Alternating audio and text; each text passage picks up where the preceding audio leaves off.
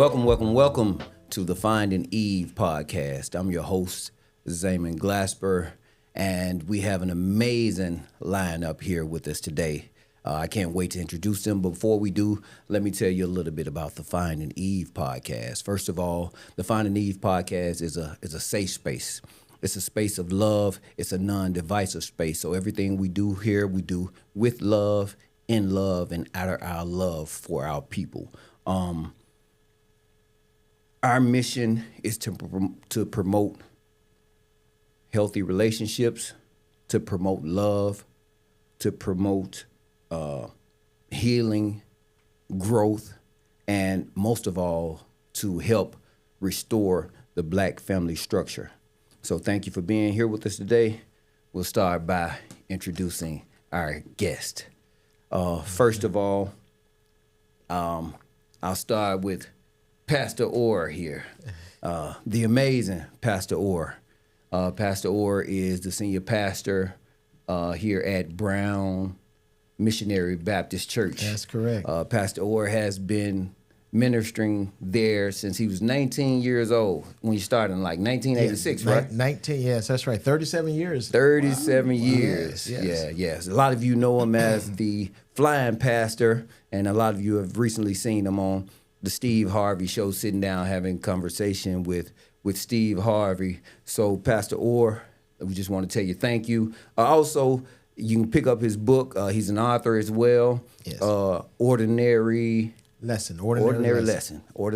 So, make sure y'all, when you get a chance, check that out. Where could they find that book at? At the Brown Baptist website, as well as probably just online as well. And then also Outside the Box is my newest one. Okay. Yes. Well, Outside the Box, y'all make sure y'all check that out. So thank you for being here with us, Pastor. Glad to be here. We really appreciate you taking the time. Now, Pastor Orr, let me just say, he has a congregation that he built of over 10,000 people. So for you to take the time and come and be with us on a day like today. Well, you give me an opportunity to sit beside my favorite member. Yeah. You got to take up on that, right? Yeah. I appreciate that. And next is his favorite member, Mrs. Montoyia Denise. She's a licensed clinical social worker / psychotherapist. A lot of people know you as the bougie Black therapist. Yeah. She has over 2 decades of experience in trauma relationships, and she helps people to reconnect with their inner compass. Montoyia is also the creator of Bougie Boundaries Framework, and where she teaches those who she trained to access their emotional energy, and that access to them should be a luxury. So thank you for being here with us, You're Montoyia. welcome. I'm happy to be here. Yeah. So one day, I hope somebody will recognize me as their favorite member. Next, we have Brother Hassan Saleem. Brother Hassan here is a minister as well. He is the director and founder of Memphis Father's Love, an organization where, they volunteer their time to help underprivileged kids, or those kids who don't have fathers. They step in and substitute. They show up at the schools. They show up, take the kids to practice. They do a lot of stuff with fatherless kids, and it's a blessing to have people that show up and on behalf of the kids as well. He was director of Kids of America and a former teacher and coach in the Memphis City school system. Hassan is also the former pastor of Memphis Fellowship Church. So he and his wife have been married for almost 25 years. They have 4 sons to their union. Thank you, Brother Hassan, for being here with us, man. That's one of my best friends in the whole world, man. Yeah. So I appreciate you. And this, like I said, this group is an amazing group. I love the fact that we have such diversity up here, so we can touch on some of these things about marriage. Pastor Orr, if you don't mind me asking, how many years of marriage do you have? Last year, Valerie and I celebrated 35 years of marriage. Right. 35 years. 35 years. 35 so years. I found my Eve in college. Yeah. That is amazing. So, kind of explain to us 35 years of marriage. I know some people may think, okay, you just found the right person. And a lot of people don't understand the work.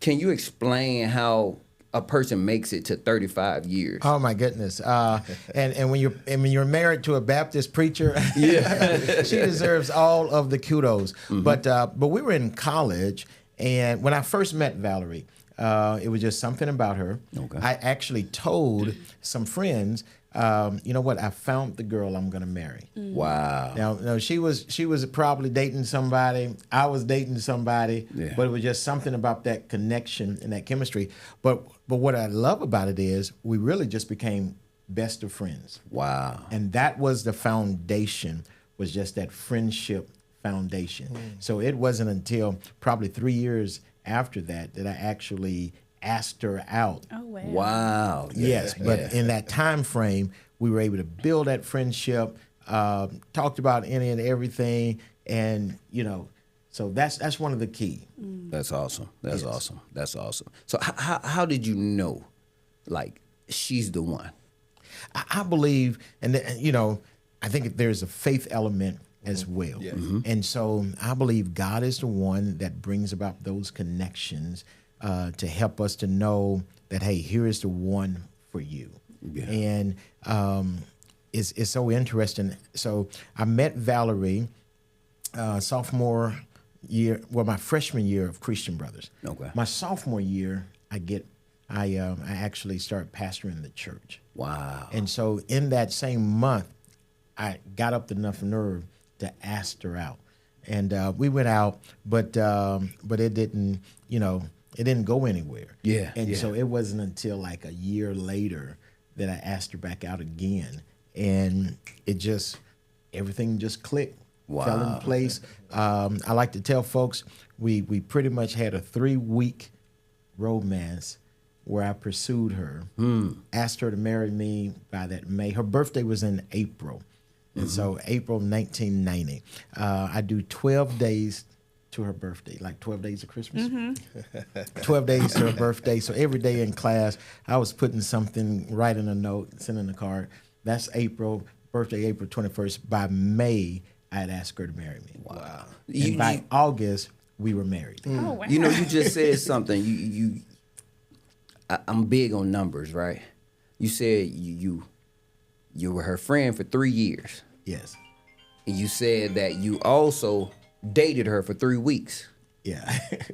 and 3 months later. 3 months later, we were married. You were married. Wow. And she was born in April, which is the 4th month. I don't know. I see some numbers. Hey, look, somebody's gonna probably play that for the lottery. If y'all win, don't forget the tithes to the church. Now, Montoyia, with your practice, do you find yourself counseling more men or women? I counsel more women, but as a couples therapist, usually the guy will come in because it's the last or final straw for the woman, and she's demanded that he come to fix the relationship. And I would say about 92% of the time, the woman stops coming and the man continues to come. Wow. Because they didn't realize how helpful it was to have somebody help them process and understand and also come up with strategies. Yeah.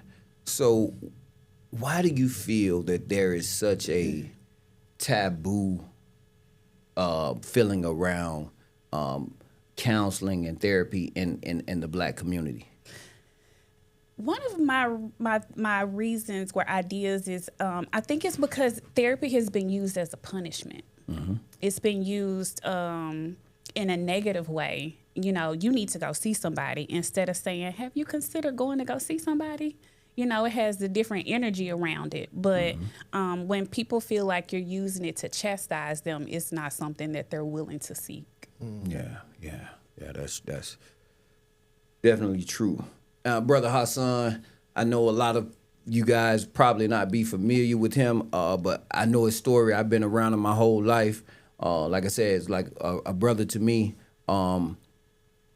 Me seeing the change in you and who you were prior to you getting saved and prior to you don't share nah, I ain't gonna share none of the stuff, but you know what I'm saying? Prior to getting married.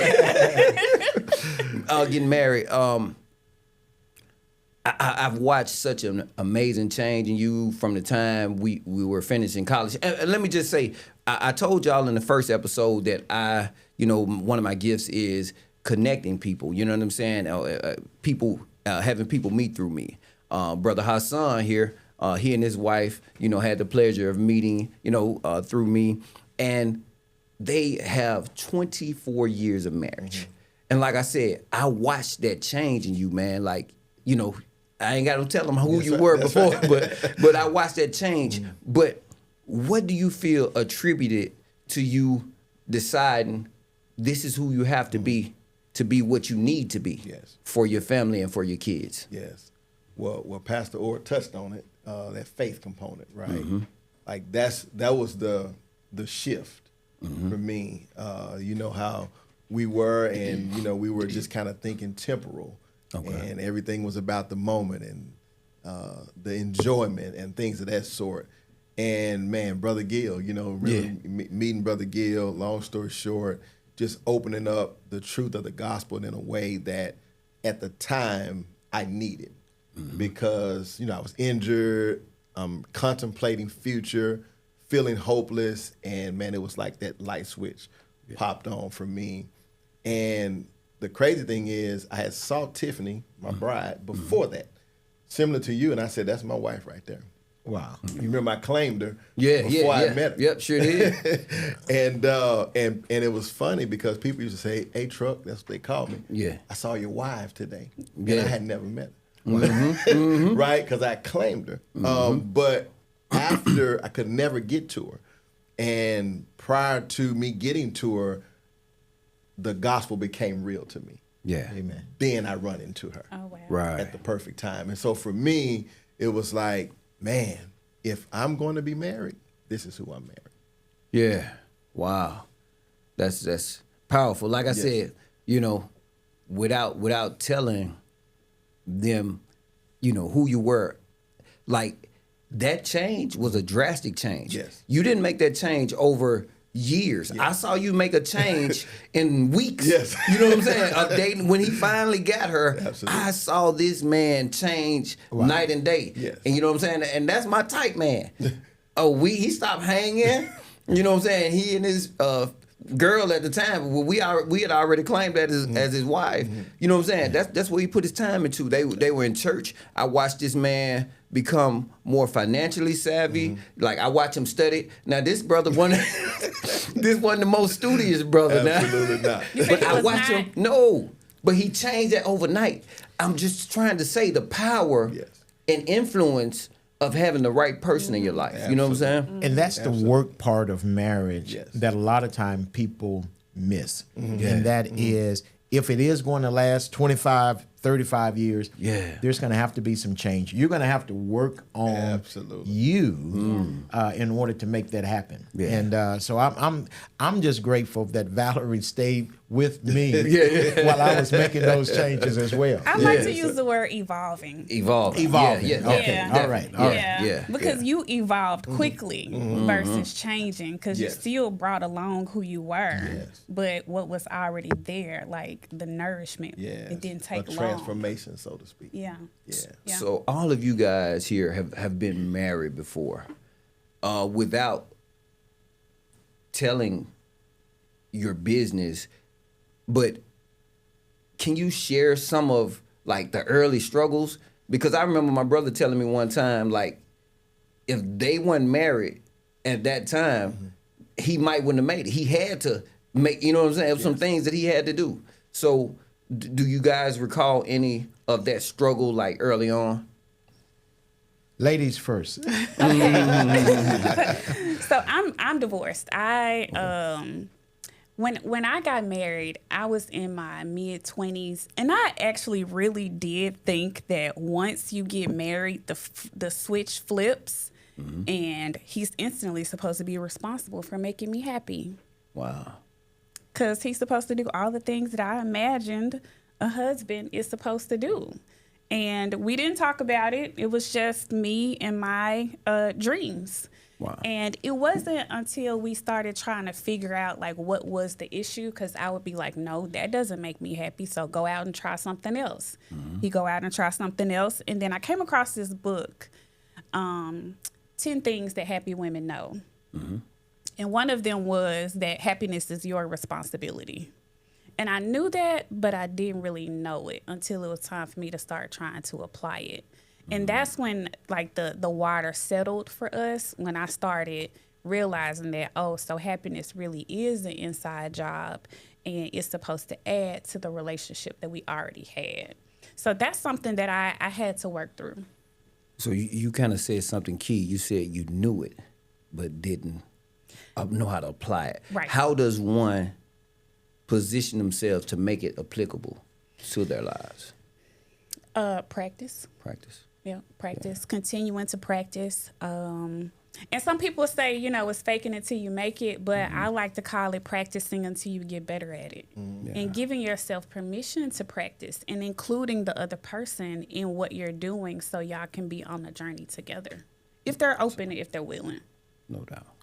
Now, my struggle was really priorities because, like I said, I started pastoring the church when I was 19. So I was single when I started pastoring the church, a small church. It took all of my time. Then I get married, but the church is growing, and, you make that mistake, and I made that mistake of just putting the church first before the marriage. There is a tapestry that hangs in my office at home right now. Okay. And back then it cost $1,000. All right. Matter of fact, it was in the movie Coming to America. This tapestry because it's about a king riding on a horse. Well, the reason why that's hanging in my office is because I supposed to have gone to come home and was going to take Valerie out or something. Yeah. Got tied up at church. Before I know it, it's almost 10 o'clock, and I'm just coming home. And Channel 5 was doing if we call your name, you got 5 minutes to give us a call, you'll win $1,000. Wow. And so I walked through the door, and they called my name. Oh. and everybody, back then we didn't even have like the cell phones and all that kind of stuff. So everybody is like calling me saying, you got to call in, you got to call in. I'm like, I'm trying to, y'all. But when I won that $1,000, I knew, okay, I'm going to have to do something to get out the doghouse. Because I was supposed to have been home, and I didn't. And so I'm thankful to Valerie for just giving me that space of just having my priorities out of whack. And that's why now if she says, hey, it's like, okay, because I learned that lesson. But it took a lot of prayer. Yes. It took a lot of, on her part, it just took her being able to put up with for so long. Wow. Yeah. And I think I was married to an entrepreneur, and I didn't know how to do that. I didn't even know I needed to. And I don't think he knew how to explain it and help me understand. We didn't have the language to be able to navigate it.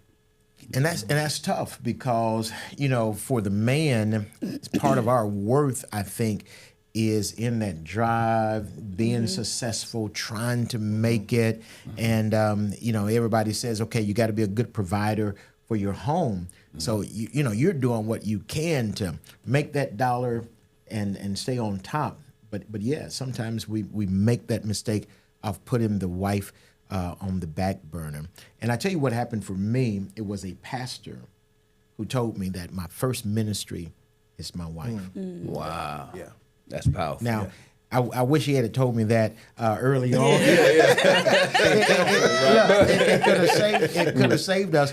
A couple of steps. Hey, I know a good the first 12 to 14 years of the marriage. Yeah. Before that kind of, that came to the light that, hey, now, last year was year number 35. 35. And Valerie still had to remind me, okay, now, look, this calendar, we got to adjust this calendar. Yeah. And I'm just starting to realize that, you know what, I need to put the big rocks in first. She's the big rock. That's right. And then fill in with everything else. That's right. Wow. It's wise that you knew to do that. Well, 35 years later. You learn eventually, right? Hey, Eve, stick with Adam for at least 35 years. Well, no, I can relate, man, and I call that a ram in the bush, right? And when they called your name, you know what I'm saying, on the news, because God was like, all right, let me get you out the doghouse.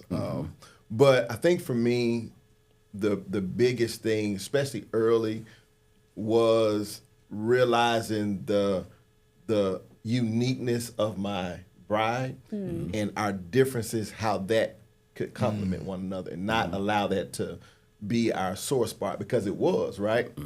So I grew up, we didn't have much, growing up in the projects here, and single mom, not seeing marriage or anything of that sort. And we didn't celebrate birthdays because it just was another day. But my bride grew up different, and she valued that. And for me, it was just, oh, what you want to do for your birthday? And she just break out crying, because I don't have nothing planned. I hadn't put no thought into it. And in her mind, she was insignificant. And in my mind, it's just another day. So I had to learn early that, man, what's valuable to her, it needs to become valuable to me, right? Because at the end of the day, we grew up differently, and she is my number one priority, my first ministry, so I need to value what she values, and it needs to become important to me. And so birthdays became important, right? Because they were important to her. To this day, I still don't, it's not a big deal for me, but it is because she's made it that way. And that's something that I've learned early. But I stumbled through that early on after those tears. And I'm like, why is she crying? I just asked her what she want to do for her birthday. So anyway, that was a valuable lesson I learned early. Wow. And as you guys know, you kind of touched on, the whole premise of this podcast is finding Eve. And it's about trying to help others to find their Eve. Now, when God first gave me the vision, I thought it was about me. So I woke up and said, you know what? I'm finna get this podcast together. I'm finna go find my Eve. You know what I mean? But God showed me he wanted me to continue to work on myself. But he said, you know what? This is your time to serve. You know what I mean? So he wanted me to use this space and use this time to connect others and help them find their Eve. And he said, my blessing is there. Just do his work and, just trust him and my blessing will be there waiting for me. But I said that to say, when I think about Eve, I think about the extension of oneself. You know what I'm saying? Eve was an extension of Adam. She came from his rib, you know what I mean? And when I think about the components of a rib and what a rib does, a rib protects all your vital organs. It protects your heart, your lungs. You can't, if your ribs not intact, you won't be able to breathe properly. In fact, if you get your ribs broken, one of the first things that it affects is how you breathe. Most people say they couldn't breathe when they got their ribs broke. So I think about that. I think about what would happen if we didn't have our ribs. Right. Our body would just collapse and fall in. So there's a strength to having a rib. There's a strength to Eve. And I think we all have to understand that. But I want y'all to kind of touch on Adam and from a biblical standpoint, or either just what you personally feel one should possess before they should consider themselves marriage material as a man. And let me just say this before we talk about Adam. So Matthew Henry, in his commentary on Eve, said something real significant about a woman being taken out of the side of man. He said the woman was not taken from his foot bone, so she's not to be walked on by man. A woman was not taken from his head bone, so he is not to be henpecked by the woman, but she's taken from a real bone. In his side, meaning that, hey, she is equal with him. Under his arm, meaning she's to be protected by him. Near his heart, she's to be loved by him. And it's so important that we as Adam know the blessing that our Eve is. I mean, talk about Adam. Adam is in the garden. God has created him in his image, after his likeness, breathe into him. He's a living soul. He names all of the animals. And yet the scripture is like, but for Adam, there was not one found suitable for him. So God put him to sleep. From his side, rib, makes the woman, fashion her, and then presents her to man. And Adam is like, whoa. Hey, somebody said, this is like, whoa, man. This is now flesh of my flesh, bone of my bone. And Adam recognized that, wow, this woman completes me. Deacon Jesse James Smith, the late Deacon Jesse James Smith. Again, I was single when I started at Brown. And when I got married 18 months into pastoring, Jesse James said, Pastor, it's going to be so good in the first 6 months, it's going to feel as if you can just eat her up. He said, after that 6 months, you're going to wish you had eaten her up. But Adam, as Adam, we have to learn that our wives are different from us. They are there to complement us. And I call it God's sense of humor. Oftentimes, opposites attract. But it is those same opposites that begin to push us apart. Absolutely. If we don't recognize it. Yeah. Wow. That's real. I mean, and just really piggybacking off of what you were saying, I often think about God in his infinite wisdom, right? Who's perfect, who looks at Adam and says it's not good, right, for man to be alone. And prior to him presenting to him what was good, he brought the animals, right? And the scripture says, but for Adam, there was not found a helper fit for him. And I believe God was strategic, right? Because he wanted Adam to see and to know that nothing else is good enough. Right. Like you have a dog is not a man's best friend. Absolutely. Yeah. You have a need for her, right? And then he put him to sleep and brought forth Eve. And that's when Adam was like, wow. Yeah. Right? Because God wanted Adam to know that she was a priority. She was someone that was going to correspond to him so he can do what God has called him to do. But he can now do it better because two is better than one, right? And she brings so much to the table. I'm thinking about my bride that, again, without, man, I'm insufficient. Yeah. Right? I had so many deficiencies growing up, and God, in everything that I needed, she was that, and she is that. But just as you said, that also can be a sore spot, right? Yeah. And kind of get on your nerves at times if you don't view it properly. Right. Yeah. Want to touch on that, Montoyia? Oh, I don't even remember what the question was. I was so deep into what he was saying. From a woman's perspective, or what you teach the women that you counsel, who should her man be? Who should Adam be? I really don't try to focus on like who their significant other should be. I help them get in touch with who they are so that they can attract and repel people that God put in their path. The more you learn to trust yourself and trust your gut and trust your intuition, the closer you are in God's will. And so God will help lead you closer to who should have access to you. What I found is a lot of us don't really know feelings. And so we don't have the vocabulary to be able to say how we really feel. So we talk about expanding your vocabulary on being able to communicate with other people so you can know whether or not this is somebody that you need to be doing life with. And that's one of the things that I call doing the work. Yeah. And see, it's a lot of people out here that say they want to be married, but a lot of people don't understand that it's work, and you have to do the work. You know what I mean? It's not going to be easy. And we need other people to help us do the work. Yes. Like, you can't do the work at home by yourself. I totally agree. You know, like myself, you know, I am in therapy, and therapy is something that I will have for the rest of my life. You know, since I've been introduced to it, I definitely see the benefit of it. You know, just conflict resolution alone, just that component of it is amazing. Yeah. So with Eve coming from Adam's rib and being an extension of Adam, why do you think it's so tug and pull a lot of times? Why is it so hard?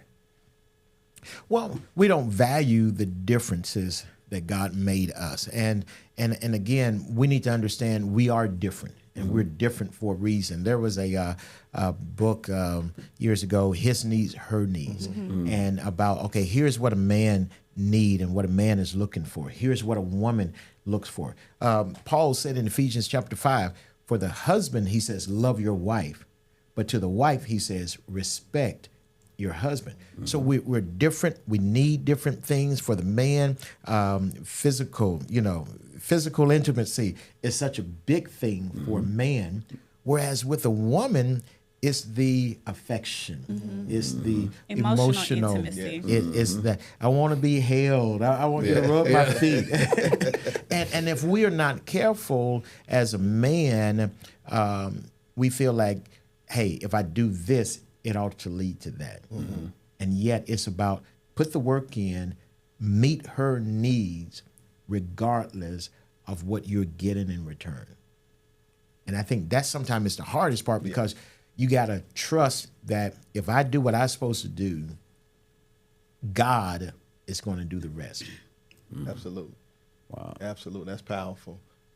I've learned to look at it from some old wise counsel as a corresponding strength, right? That fit for him, or not having one fit for him, God provided a corresponding strength.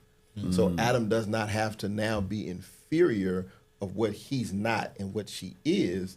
He can look at that as, wow, I'm glad you can do it, because that makes us better, right? That makes the team better, because we're one and we have the same purpose, again, which is to glorify God with our lives, with our marriage. And so if I'm looking at her as a gift from God, bringing me something that I needed, that was going to strengthen me, and that was going to give me the superpower, so to speak, to carry out his will, then I don't have to be inferior or feel inferior or intimidated in the fact that she's bringing something to the table that makes us better. That's how I look at it. You know, Valerie, we have 4 sons as well. Wow. And, you know, she was that glue in terms of helping to stabilize the home, to help navigate these fellas, to bring them up. And again, while I'm running here, running there, running here, running there, I'm thankful that she was that anchor within our home. And even as she helped me to pour into our sons. And they still call her to this day. Look, I'm still learning things from her of what's happening to them. You know, You're like, what? Look, it's like they got to call their mama. They got to tell their mama this, tell their mama that. Yeah. But it's a wonderful thing when we're not threatened. Yes. But we understand it's a compliment. Yeah. That's right. Yeah. That's right.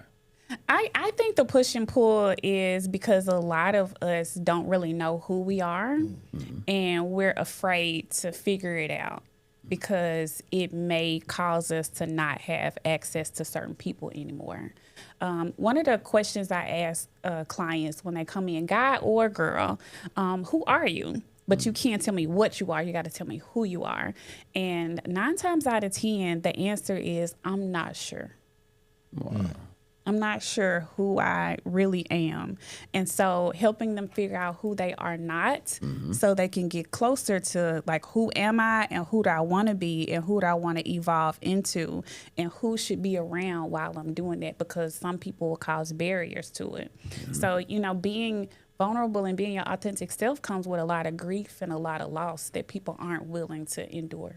Yeah, that's A lot of people don't understand, like, for a man to open up and be vulnerable, that's a scary space sometimes. You know what I mean? Because we expect it to be strong and, you know, just tough all the time. Absolutely. You know what I mean? So yeah, that could be a rough space sometimes, especially if it's not with the right person that understands. If they're not emotionally safe for you to be able to have those uncomfortable feelings. Yeah. That's something I do ask women a lot. Are you an emotionally safe space for the men in your life? And they don't even know what that means. Yeah, yeah. So teaching them how to have feelings, how to feel your feelings, how to explore your feelings also helps them learn how to be more of a safe space for other people, especially men, because we don't give y'all the space to feel. Yeah. And one of the things I'm seeing, Montoyia, maybe you can, from a woman's point of view, because it used to be a time where the man had this image of we were the manipulators, or we were the dogs, as you would say, you know, the man is the rough one. But now, oh my goodness, you talk about women and emotionally safe space. It seems as if the women have become more aggressive, more in terms of manipulation, in terms of, you know. Why do you suppose that is the case? I think it's an attempt to survive, and also an attempt to be independent, and not really knowing, or they don't really have strategy or know how to manage their feelings. They don't know that if you say this, then that person is probably going to shut down. And some of the women that I work with are like, well, that's just me. That's just how I am. Well, are you okay with relationships around you not flourishing because you don't know how to talk to people? Because it can be so hard. Very hard. Yeah, very hard. And also society, because it's funny. You know, it sells on social media. And people don't know how to, like, okay, you're acting on social media. In real life, you should be different. But I think it all goes back to people not really knowing what it means to actually be emotionally intelligent, because you have to practice it. You can't just talk about it. Yeah. And that's one of the first things I ask. If I'm dating a woman, I want to know what she needs. And the second thing that I try to do is create a safe space for her to be comfortable enough with me to be exactly who she is, because I need to know the real you. That's so important. I can, you know what I'm saying, really, you know, tailor my relationship plan around who you are. Yeah. So with all that's going on, you know, of course, let me tell you some of the numbers here. Black marriages are, in adults, 50% of black people have never been married. 31% of black Americans are married compared to all other races. How do we bridge this gap? And because for me it's very important, like I said, to do the work to help restore the black family structure. How do we bridge that gap, and what can we do in your eyes to help restore the black family structure? Yeah, I'll start us off. One of the things that my bride and I decided to do a number of years ago, because we were seeing the divorce rate increase and friends and family become casualties to divorce, and we wanted to open our marriages up in such a way, one, that allowed us to use our marriage to help others, right? But also to work on us, right? To never get to a point where we just coasted through as if we're good, not knowing we were drifting, right? So for us, it motivated us to say, how do we open our lives up and allow people to come in, right? Yeah. Not on everything, but to be vulnerable and to allow people to know that we're not perfect. We have issues, we have struggles, we have challenges. We're in the flesh, right? We are sinful too. We are selfish. But at the same time, we love God and we love each other, and we want this to last. So this is what we do, right? And so we started marriage groups probably about, 20 years ago, maybe, probably about 18 years ago, where we meet with couples and we have safe space where we create, because we wanted these couples to know that, yeah, you might be 2 or 3 years in, we're 10 years in, say at the time, but at the same time, we have work that we have to put in order to be where we are. It's just not automatic. We don't let the facade of what it looks like on Sunday mornings make you assume that we're perfect. And that's what happens. And so I think especially in the Black church, you hear this term of keep your business in the house, right? And my thought is that's half true, because at some point you got to open it up. You just don't open it up to everybody. You open it up to the right people in the safe space, because if you do that, you help others coming behind you see that it's work that has to go into this. And that's something that has been valuable to us. It's encouraged us, it's strengthened us, but we also have a line of people that we've been able to help, right? Because we decided by God's grace to open up our marriage to other people. That's beautiful. Yeah. And piggybacking on that, if we're going to have healthy, strong marriages, to get to that point, we need to probably start with our children in teaching them. Yes. Mental health is on a whole nother level now than what it was 20, 30 years ago. So how do we begin in elementary teaching these young people about knowing themselves, about mentally being able to cope with what they're going through in life? There are so many of our young people that are dealing with adverse childhood trauma and experiences that's already shaping them in a negative way. So how do we make sure that we are teaching, training them so that as they grow up, they can be that healthy male, that healthy female that can connect with someone else? Wow. Yeah. I think one of the ways we can do that is like even in elementary school, kindergarten. Remember when we used to do the prayer in the mornings? We had something every morning that we had to do that helped us with community.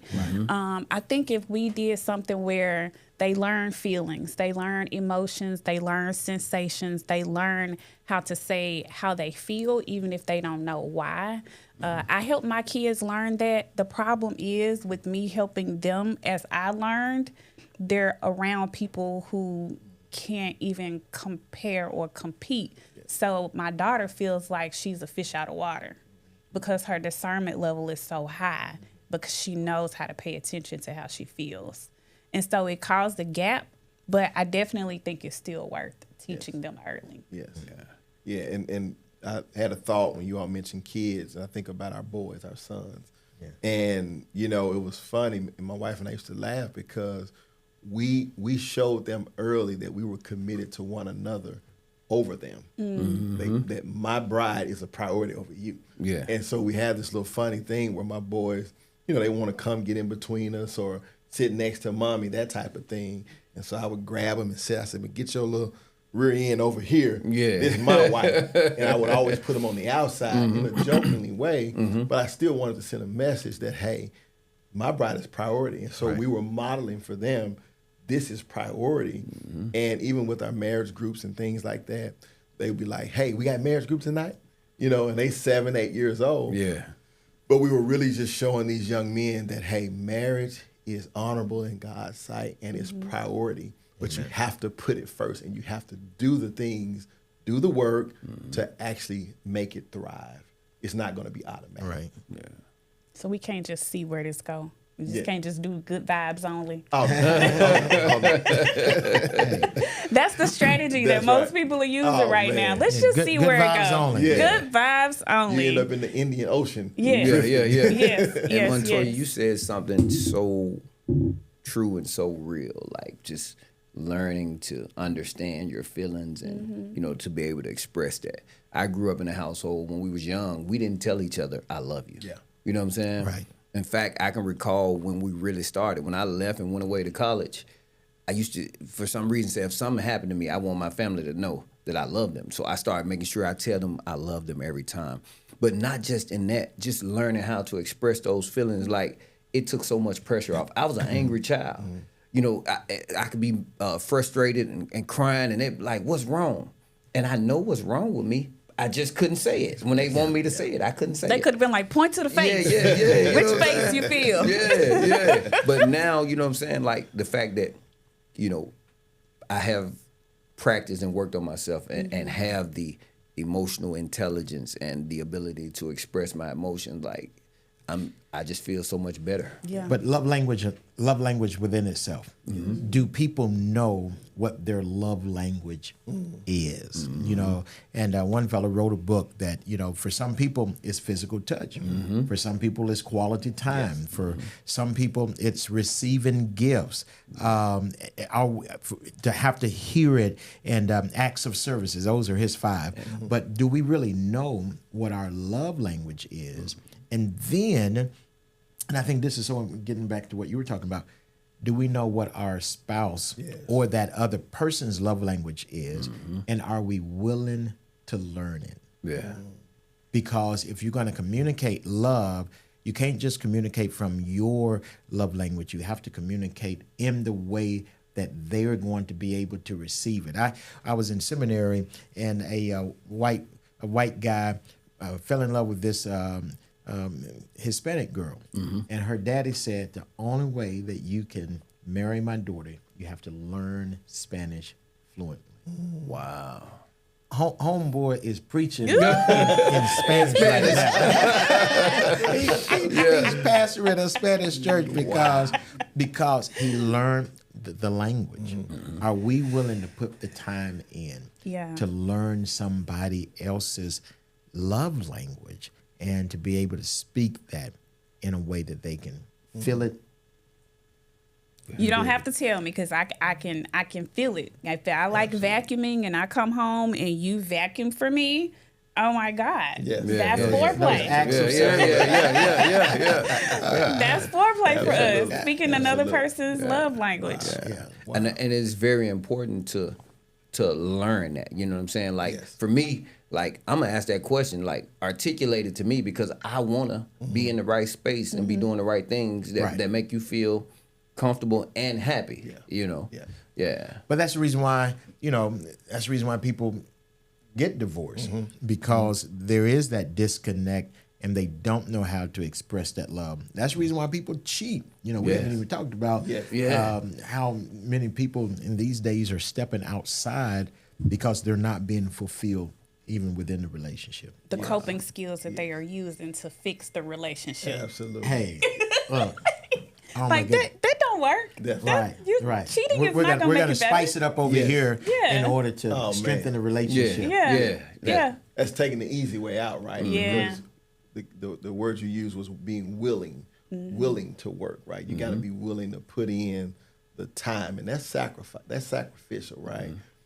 Because when you're talking about another person that's different gender than you, grew up different than you, have different quirks, like you got to be willing to put in the work to know them in a way that's life-giving to them, right? But that takes humility too. It does. Right? And pride is one of the biggest killers of everything. Kryptonite for all of us. Yeah. So, I tell people all the time, a part of doing that work is being selfless. Marriage, I'm not married, but I do understand that marriage is the most selfless act that you can commit. Yes. You know what I mean? And unfortunately, it's a lot of people that's still in a selfish place and don't understand, and that's why they don't want to do the work. They just want what they want. You know what I mean? Yes. And I think some of the breakdowns that I've seen as well, for the record, I'm not a life coach. I'm not a relationship coach. I'm not a pastor, but life has shown me some things, and I don't proclaim to be. I'm just a guy that connects people. But I think communication, effective communication, is another big problem in relationships. And communication, people making sacrifices, because if you're going to connect with someone else, you must be willing at times to sacrifice yourself, your needs, your wants, and put this next person even beyond. And so Lord taught me this principle. I call it tithing the relationship. And so the Lord says, Bart, in tithing, you give me 10%. You don't look for it back. You trust me to take the 90% and meet all of your needs. And so here's what I tell couples. The Lord says, now, when it comes to relationship, 10 to 20% of the next person you're not going to like. Can you give that part over to the Lord and trust the Lord to take the 80% that's left over to meet all of your needs? It's amazing how we'll focus in on, but she doesn't do this. He doesn't do this. They don't do this. They don't. And that's sometimes is just a small percentage of it. Yeah. And so if you can give what you don't like, because 10 to 20% of that next person, now if she's sitting right beside you, don't tell her what the 10 to 20% is. but if you focus on, give that over to the Lord, focus on the other part. Yeah. The Lord said, I'll take what is left over and not only meet your need, but exceed your expectation. Wow. Another statistic, 69% of the issues that couples have are not resolvable. 70% of them are not resolvable. So the 30%, knowing what goes in that 30% is really a part of the tithing process too. But 70% of the issues that we have are not resolvable because we're a whole person when we meet somebody else. And so we can't assume that a person should be a blank slate when we get with them. That's right. So learning how to just manage and accept those 69% of things is a lot of people's struggles because they just can't understand it. They can't grasp it. And let's speak to divorce for a second, because a lot of people, I don't feel, truly understand divorce according to the word. According to his word, he says that, there's only one thing that's kind of feasible for a divorce. And even then, if you remarry, you're committing adultery for the rest of your life, pretty much. And this is where we probably will differ depending on the interpretation. Okay. But I like to think of, first of all, grounds for divorce as 3 grounds for divorce. Okay. If you look at the Old Testament, New Testament, look at what is explicit and then what is implied. The 3 grounds for divorce, I call them my 3 A's. Adultery. You mentioned adultery. But also abuse. So in the book of Exodus, if they had a wife, they had to provide a certain amount of clothing, food, and all of these things. Because if they did not, that person had the right to walk away from it. Wow. So it was as if God was saying, you cannot physically, mentally, emotionally abuse somebody and just, no, they deserve a certain amount of your rights. And so abuse. But then the third one would be abandonment. Paul is going to say in Corinthians, if you are married to an unbeliever and they just leave you, you're free. You're not bound in that. So I believe those are the 3 grounds for divorce. And that's not to say that you have to get a divorce, but this is what I tell couples. God is a forgiver. And so even if you have divorce, and even if you divorce for one of those things that wasn't on the list, divorce is not the unforgivable sin. Okay. And 1 John 1:9, if we confess our sins, he is faithful. If we confess and forsake our sins, he is faithful and just to forgive us and to cleanse us of all unrighteousness. But is it still a sin when you remarry and every time you lay with that person? Again, I believe that because of the forgiveness of God, you can then if it wasn't for one of those 3 reasons, I believe that if you confess, if you have grace, God gives you that freedom. Okay. Because again, going back to what Paul is going to say, Paul talks about abandonment. Paul says, look, God don't want you to burn with that lust and desire and passion. So he says it is good then to be married. Yeah, I'm right there with you. It's all about your genuineness of repentance, right? And only God knows that. Yeah. And how genuine you are. But I do believe we serve a God who is a forgiver and a God who is rooting for us to win, right? He's not like Satan, who is setting us up to fail. That's right. Tempting us. God is testing us with giving us the answer sheet. You know what I'm saying? The answer key. And so when you're talking about someone who, for whatever reasons, make that mistake of divorce, whether it be justifiable or not, man, if they're truly repentant, God throws true repentance sins in the sea of forgetfulness. Right. Because he's God, right? And he is wanting to see us succeed. And that's kind of how I've learned. Yeah. Psalms 103. He has not dealt with us according to our iniquity. Yeah. But as far as the east is from the west, have cast our sins away from us. Yes. Wow. And with God being such a forgiving God, why do you think it's so hard for us to forgive each other? Like why is it so hard for people to Can I give you my definition of forgiveness? And I learned this from somebody else years and years ago. It has sustained me. Forgiveness for me is choosing to give up the hope that things could have been different. Say that one more time. Choosing to give up the hope that things could have been different. And that's it. Because it releases you of so much.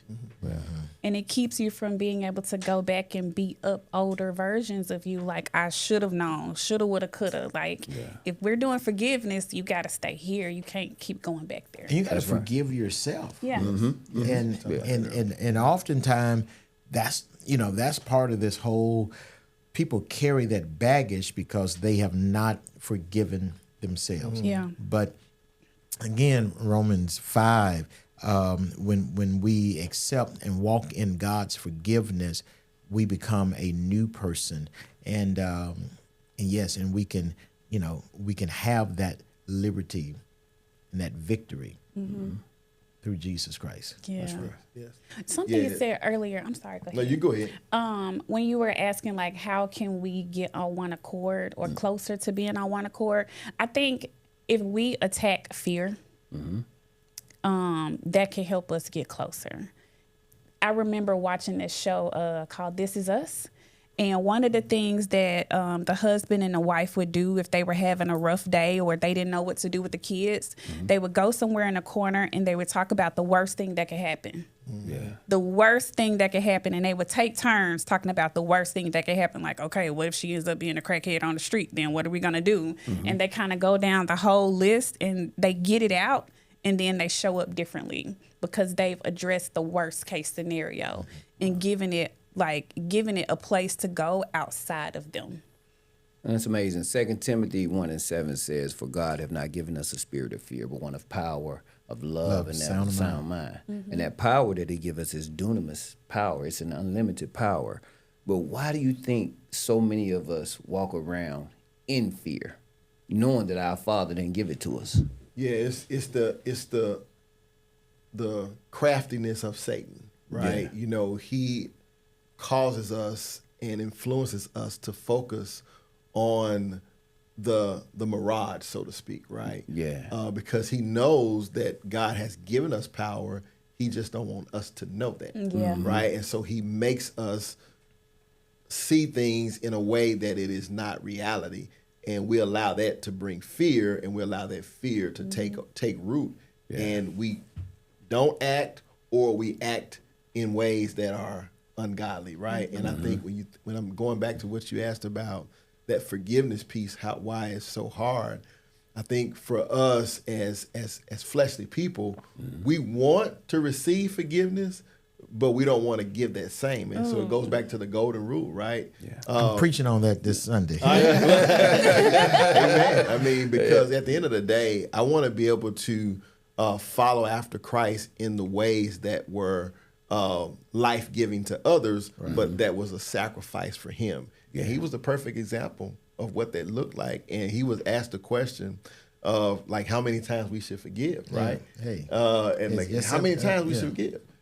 70 times 7, right? Yeah. It pretty much Unlimited. Yeah, unlimited. Yeah. Because that's what he's done for us. And if we remember that, it'll make it a little bit easier if we're thinking about what he did for us. Wow. People don't realize Matthew 7, before the golden rule, he talks about the fact, don't judge others because with the same measure that you judge somebody else, you yourself will be judged. Wow.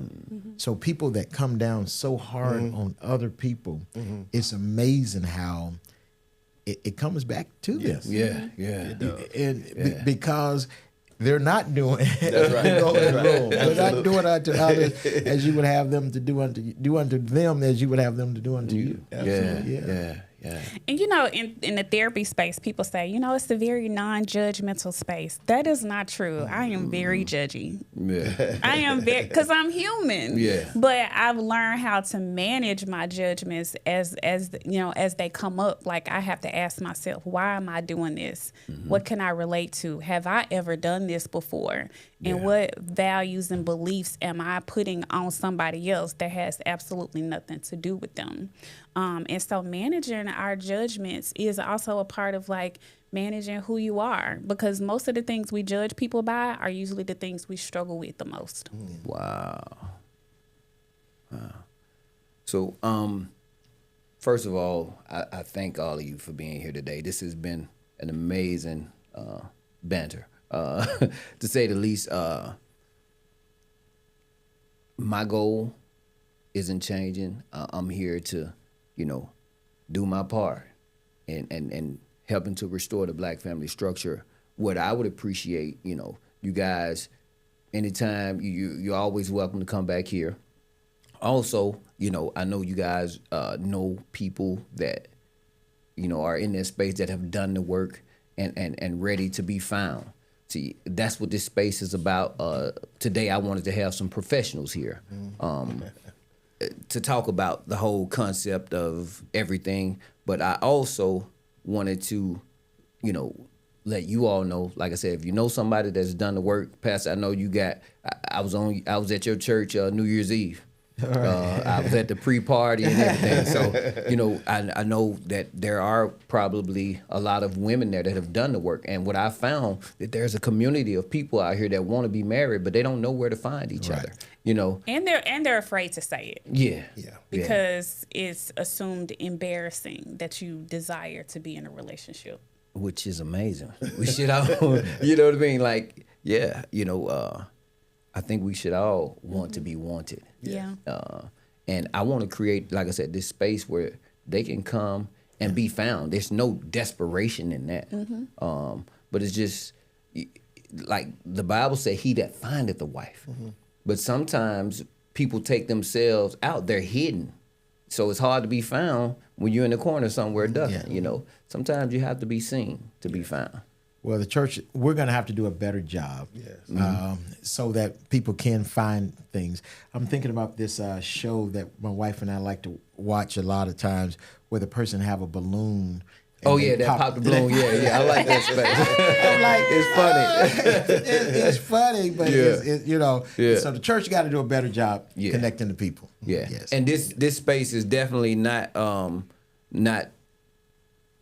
that pop the balloon space. Like, this space is a space for people that's serious and have done the work. Right. So if a guest comes here, we vet the people who have interest in that guest. And, we have a process in which we do that and to see if, something can develop there. So it's not just anybody off the street. Like I said, it's for the community of people that have really done the work and who are really, seeking to find. So y'all make sure you follow the Finding Eve podcast. You can follow me follow the Finding Eve podcast on IG, on YouTube, and on Facebook. Y'all make sure y'all follow, like and share. Please like and share that YouTube, like and share all of those links. I'm so thankful for these amazing guests. There's a Psalm 133 that says, "Behold, how good and how pleasant it is for brethren to dwell together in unity. It's like the precious ointment upon the head that ran down the beard, even Aaron's beard that ran down the skirts of his garment. It said, as the dew of Hermon, and as the dew that descended upon the mount of Zion, for it was there that the Lord commanded the blessing, even life forevermore. So thank y'all for being here. This is our Mount of Zion right now. You know what I'm saying? And thank God for commanding life evermore through us, because we finna help some people have life and find their life partner. So thank y'all so much, man. I truly appreciate it, and y'all are always welcome here. You have a home here. And y'all make sure y'all share this, and make sure the guests, can you please tell us where you could be found social media wise? I can be found on Facebook and also Instagram and TikTok, Bougie Black Therapist, or Montoyia Denise.